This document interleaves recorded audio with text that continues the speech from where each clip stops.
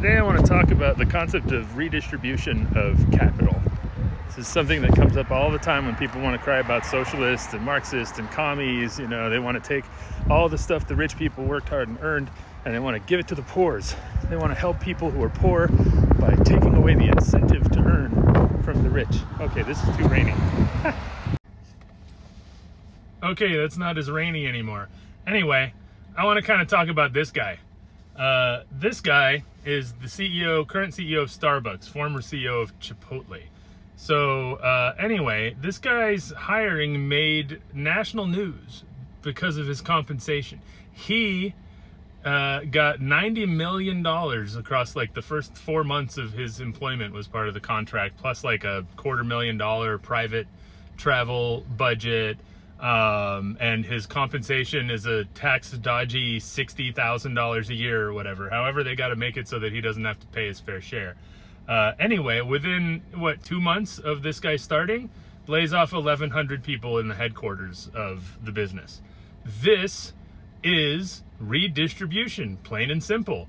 But we're okay with it because it's an executive redistributing the wages of labor into his own pocket. There was a great Pitchfork Economics aired, I think just like a couple weeks ago.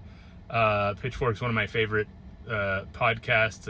I guess it's an econ/political podcast. It's based out of Seattle from Civic Ventures.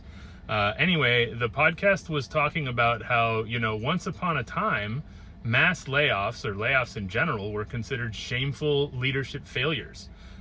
If you had to lay people off, then you screwed up. And really, when you think about it, any way you shake it, it is a screw up. They try to always reframe it as right sizing, or we need to, do a workforce adjustment, or if you have too many employees, then you overhired. How come you can function with 1,100 more people all this time and now you can just get rid of them and everything's going to be okay?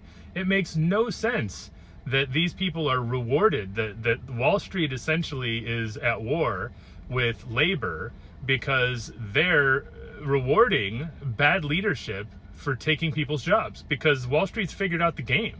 It's how much money can we allocate to a tiny percentage of oligarchs and still have the business be afloat. And the flip side of that coin is the plague of private equity. Private equity firms come in and say, we don't really even give a shit if we do keep the business afloat. We just want to get in there and see how much we can gut out of it, and then we'll file for bankruptcy. We won't have to pay any of our creditors. It's fine. We keep the money, the business goes under.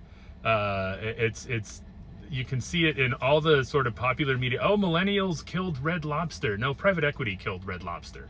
It's entirely because of this corporate pillaging and redistribution from labor to capital that we're seeing all of this job insecurity, all of this unrest, all of this harm that's being done to people.